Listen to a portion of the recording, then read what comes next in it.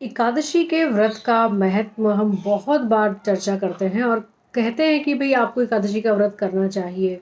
बहुत इम्पोर्टेंट होता है, बहुत तरह के फल मिलते हैं, क्या नियम होते हैं, सब तरह की बातें आपसे हमेशा की हैं। आज के इस खास वीडियो में पता है क्या चर्चा करने वाले हैं? कि ये एकादशी का व्रत भगवान विष्णु को क्यों इतना प्रिय है? क्यों ये इतना इम्पोर्टेंट है? इसकी शुरुआत कैसे हुई? कैसे एकादशी के व्रत को करने की परंपरा शुरू हुई? कैसे यानी कि इस चीज़ को शुरू किया गया। नमस्कार, जय श्री राम, बहुत स्वागत है आप सभी का, बहुत हृदय की गहराइयों से आप सभी का स्वागत, अभिनंदन। मैं हूँ अपर्णा शर्मा आप सभी के साथ। और यदि आप अपने किसी भी कुंडलियों के संपर्क में किसी अपनी पर्सनल कुंडलियों का एनालिसिस करवाना चाहते हैं तो हमसे ज़रूर संपर्क कर सकते हैं। ज्योतिष के माध्यम से तो कुंडलियों का या आपके आने वाले समय का विश्लेषण किया ही जाएगा। टैरो कार्ड्स, न्यूमरोलॉजी या प्रश्न कुंडली के माध्यम से भी अपने आप प्रश्नों को जान सकते हैं। नंबर हमारा रहेगा 0876865203। और आज के इस वीडियो में चर्चा करेंगे उन सभी तमाम चीज़ों की जो कई बार हमारे मन में आती ज़रूर हैं कि किसी काम को करना है तो क्यों करना है। एकादशी के व्रत की हम बात करते हैं बार बार। महीने में 2 बार एकादशी आती हैं और सभी एकादशी इंपॉर्टेंट हैं। बहुत बार हमने ये भी चर्चा की कि ये एकादशी इंपॉर्टेंट है, उस एकादशी का ये फल है, इसको करने से ये फल की प्राप्ति होगी। तो आज ये चर्चा ज़रूर करेंगे क्योंकि एक प्रश्न पूछा ज़रूर गया था कि क्यों किसी चीज़ को करना है? क्यों उपायों को करना है? व्रत करने से क्या होगा? क्यों एकादशी इम्पोर्टेंट है? तो ये सारी ही चीज़ें आज के इस वीडियो में डिस्कस करेंगे।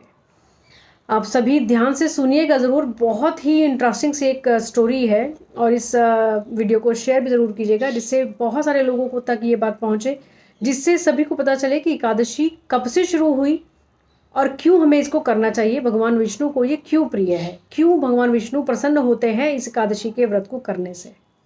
जिससे और बहुत से लोग भी इस एकादशी के व्रतों को करना शुरू करें। और यदि वो लोग करते हैं और ये वीडियो अगर आपने शेयर किया हुआ है तो कहीं ना कहीं यकीन मानिए आपको भी पुण्य की प्राप्ति ज़रूर होगी।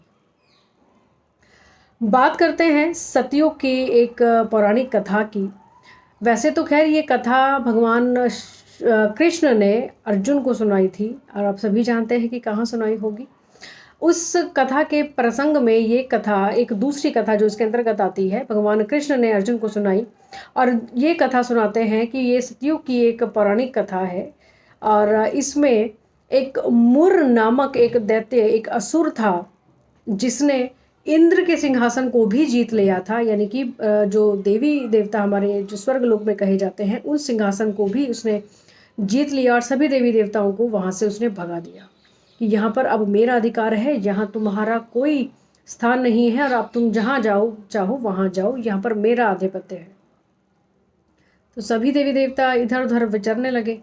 इसके साथ ही साथ में उस मुर ने क्या काम किया हुआ था कि इंद्र हैं, अग्निदेव हैं, जल देव हैं, वायु देव हैं, इन सभी के काम को वो खुद करने लगा और गलत तरीकों से करने लगा।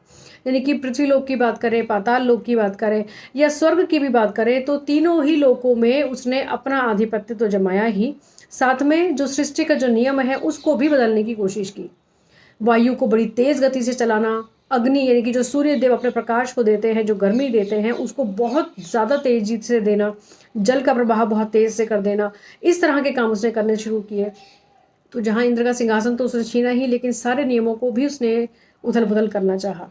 ऐसे में देवराज इंद्र भगवान शिव की शरण में गए और भगवान शिव ने उनको ये आश्वासन दिया कि आप यदि भगवान विष्णु के पास जाते हैं तो इस समस्या का हल उनके पास ज़रूर मिलेगा।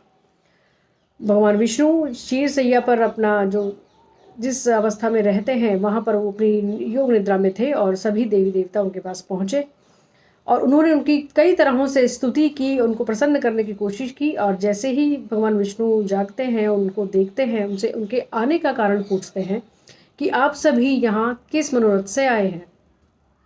तो देवराज इंद्र ने उनको सारी कहानी बताई और बताया कि ये जो एक राक्षस है जो कि नाड़ी जंग नाम का एक असुर था पहले, और उसी का ये पुत्र है जिसका नाम है मुर, और इसने अब हमारा सिंहासन छीन लिया है अपने पिता की तरह ही और इसने तीनों ही लोगों में हाहाकार मचाया हुआ है। तो इससे हमें आप मुक्ति दिलाइए, इसका संहार कीजिए, क्योंकि आप तो सृष्टि को पालन करने वाले हैं, आपको हर एक चीज़ का पता भी है और कैसे इसका संहार करना है ये आप ही जानते हैं। तो आप इसका संहार कीजिए और हम सभी को मुक्ति दिलाइए। तो देवताओं के इस आग्रह को सुनकर भगवान विष्णु तत्पर होते हैं और जिस चंद्रावती नगरी में उसने अपनी राजधानी बनाई हुई थी वहां पर जाकर उससे युद्ध करने के लिए उसको ललकारते हैं। अब मुर क्योंकि बहुत ज़्यादा घमंडी और उसको इस चीज़ का बड़ा गुमान था कि वो बहुत ताकतवर है, उसने देवताओं को सिंहासन को भी जीत लिया, तो वो भगवान विष्णु को भी पछाड़ सकता है। तो उसने उनकी ललकार को एक्सेप्ट किया, स्वीकृत किया और उसके बाद उनसे युद्ध करने लगा। भगवान विष्णु क्योंकि बहुत ज़्यादा क्रोधित थे उस समय, क्योंकि उसने एक तो ललकार को इस तरह से एक्सेप्ट किया कि उन्होंने कहीं ना कहीं उनके अहम को भी आहत किया। और भगवान विष्णु की जो आंखें थी एकदम लाल हो जाती हैं और अपने भुजाओं से उन्होंने जो अपने सुदर्शन चक्र को छोड़ा तो सारी असुर सेना जो है उनका संहार होने लग गया। ऐसे में जो मुर नामक असुर था उसने उनको मल्ल युद्ध के लिए ललकारा और दोनों के बीच में मल्ल युद्ध होने लगता है। मल्ल युद्ध करते करते बहुत समय बीत चुका होता है, तो थोड़ा विश्राम करने के लिए भगवान विष्णु वहाँ से अपनी बद्रिकाश्रम की ओर वो निकल पड़ते हैं और ये जो असुर है ये इनके पीछे पीछे दौड़ पड़ता है। बद्रिकाश्रम में पहुंचते ही एक गुफा में भगवान विष्णु आराम करने के लिए रुकते हैं, जो कि जिसकी जो एक अंदर जाने की जो रास्ता था वो 12 योजन का एक वो रास्ता था, यानी कि उसका दरवाज़ा हमेशा खुला रहता था लेकिन अंदर प्रवेश करने के लिए एक लंबी दूरी थी। भगवान विष्णु वहाँ पर जाकर अपनी निद्रा में आराम करते हैं, विश्राम करते हैं और उनके पीछे पीछे वो असुर पहुँच जाता है। और जैसे ही वो ये देखता है कि भगवान विष्णु तो सो गए हैं, अब मैं इनको यहाँ पर इनका संहार कर दूंगा, उसने इस बात की परवाह भी नहीं की कि कोई, चाहे वो भगवान है, चाहे वो कोई देवता है या कोई वो असुर है या वो कोई भी है, उसका संहार सोते वक्त में नहीं किया जाता। तो खैर उसने ये जैसे ही वो तत्पर होता है भगवान विष्णु का संहार करने के लिए कि उन पर मैं तलवार चला दूं, ऐसे में भगवान विष्णु के शरीर से एक छोटी कन्या उत्पन्न होती है।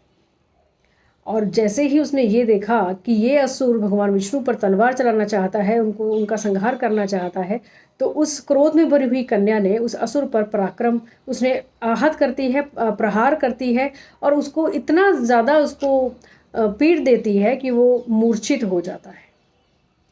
और मूर्छित होने के बाद जब जैसे ही उसको होश आता है, उसकी मूर्छा टूटती है, वैसे ही उस कन्या ने अपनी तलवार से उसका शीश काट दिया, यानी कि सर को धड़ से अलग कर दिया। कुछ समय के बाद जब भगवान विष्णु जागते हैं और वो ये देखते हैं कि इस असुर का तो संहार हो चुका है और ये इसका सर जो है वो धड़ से अलग हो चुका है, यानी कि किसी बहुत बली पराक्रमी व्यक्ति ने ही इसका संहार किया है। और वो देखते हैं कि साथ में एक छोटी सी प्यारी कन्या है और इसने इसका संहार किया। उन्होंने पूछा तो उत्पन्ना ने कहा कि ये आपका संहार करने वाले थे, तो इसलिए मैंने इसका संहार कर दिया। मैं कैसे ये देख सकती थी कि आप पर कोई भी शस्त्र उठाया जाए, आपको कुछ भी प्रकार से चोट पहुंचाई जाए, तो मैंने इसका संहार कर दिया। ये देखकर भगवान विष्णु अति प्रसन्न होते हैं, बहुत ज़्यादा वो खुश हो जाते हैं कि जिस चीज़ को करने में मुझे भी समय लगा वो काम तुमने बहुत जल्दी कर लिया और मेरी भी रक्षा साथ में की। ये जो कन्या है इसको भगवान विष्णु कहते हैं कि जो तुम चाहो वो तुम वर मांग लो। तो इस कन्या ने कहा कि यदि आप मुझ पर इतने प्रसन्न हैं और आप मुझे वर देना चाहते हैं तो ये वर आप मुझे दीजिए कि आज के दिन जो भी कोई व्रत करेगा या मेरा नाम लेगा, मेरे नाम से यदि कोई व्रत करेगा, उसको मोक्ष की प्राप्ति होगी, उसको वैकुंठ धाम मिलेगा और उसके सभी पाप दूर होंगे, जो इसकी इच्छाएं होंगी वो पूरी होंगी, लेकिन श्रद्धा उसके मन में होनी ज़रूरी होगी। भगवान विष्णु ने उसको तथास्तु कहा और कहा कि आज से तुम्हारा नाम उत्पन्ना तो होगा ही, साथ ही साथ में एकादशी भी होगा, क्योंकि भगवान विष्णु के शरीर से उत्पन्न हुई थी वो कन्या, इसलिए उसका नाम हुआ उत्पन्ना। उत्पन्ना यानी कि इस बात को आप ऐसे भी समझ सकते हैं कि सभी एकादशियों में यदि नंबर 1 पर आती है तो वो है उत्पन्ना एकादशी, यानी कि क्योंकि महीने में 2 एकादशी हैं और पूरे वर्ष में कितनी हो गई 24, और अधिमास में अगर हम बात करें तो वो 26 हो जाती हैं, लेकिन एवरेज है 24। और नंबर 1, नंबर 2, नंबर 3 अगर इस सीक्वेंस में अगर हम देखेंगे तो नंबर 1 पर आती है उत्पन्ना एकादशी। और उत्पत्ति कैसे हुई है ये पूरी कथा हमने सुनी है, जो बहुत ही इंटरेस्टिंग है। और ऐसे उत्पन्ना एकादशी की शुरुआत होती है और एकादशी के व्रतों की शुरुआत होती है। उत्पन्ना एकादशी क्योंकि इन्होंने पूरे जीव जंतुओं के लिए, पूरे मनुष्य जाति के लिए, तीनों लोगों के प्राणियों के लिए एक चीज़ को ज़रूर मांगा था कि वो आरोग्य उनको प्राप्त हो, उनके पाप जो है वो दूर रहे। बाकी सब चीज़ें ऑटोमेटिकली हो जाती हैं, क्योंकि यदि आपके पाप कर्म कम होते हैं, अगर आपका शरीर स्वस्थ रहता है, तो अब बहुत सी चीज़ें हैं जो आप खुद से भी कर सकते हैं। तो ये वो कथा है जिस वजह से एकादशी के व्रत को करने की परंपरा शुरू हुई। भगवान विष्णु के शरीर से उत्पन्न हुई थी एकादशी, यानी कि जिनको उत्पन्ना कहा जाता है, इसलिए भगवान विष्णु को ये बहुत प्रिय है। और ख़ास तौर से कार्तिक मास की एकादशियाँ तो ज़रूर उनको प्रिय है ही, क्योंकि कार्तिक महीना भी भगवान विष्णु को बहुत प्रिय है। अब भगवान विष्णु की ही बात हम बार बार क्यों करते हैं? क्योंकि सृष्टि के पालनकर्ता अगर कोई भी है तो वो भगवान विष्णु है। आज के कलयुग की अगर हम बात करें, आज के परिवेश की अगर हम बात करें, तो यहाँ पर संतान, धन, यश, कीर्ति, समाज में एक अच्छी छवि यानी कि प्रतिष्ठा की अगर हम बात करते हैं, विवाह की बात करते हैं, धन धान्य की प्राप्ति की बात करते हैं, जॉब की बात करते हैं, तो ये सभी चीज़ें ऐसी हैं जो भगवान विष्णु दे सकते हैं।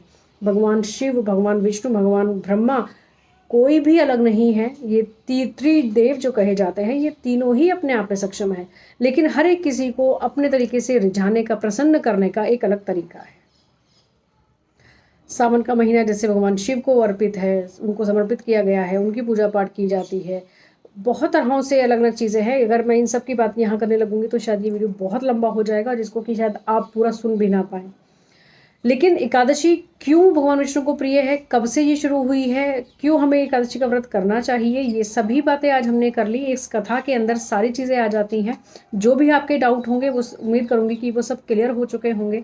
और इस वीडियो को आप शेयर भी ज़रूर कीजिएगा, कि ये निवेदन आपसे खास रहेगा, क्योंकि बहुत सारे लोगों के दिल में जो डाउट होते हैं कि कोई ऐसी बात तो नहीं कि जो केवल कई बार ऐसी ही बोल दी जाती है कि ये व्रत कर लो या इससे क्या होगा। तो इस कथा में ही वो सभी तमाम चीज़ें आ जाती हैं जो कि कई बार हमारे दिमाग में प्रश्न की तरह से उठती हैं कि क्यों किया जाए, एकादशी ही क्यों, भगवान विष्णु की को ये क्यों प्रिय है। जैसे तुलसी है, एकादशी है, कार्तिक महीना है, ये सभी चीज़ें ऐसी हैं जिसमें भगवान विष्णु बहुत प्रसन्न होते हैं, और उनको हमें क्यों पूजना है, ये बात भी हमने कर ली।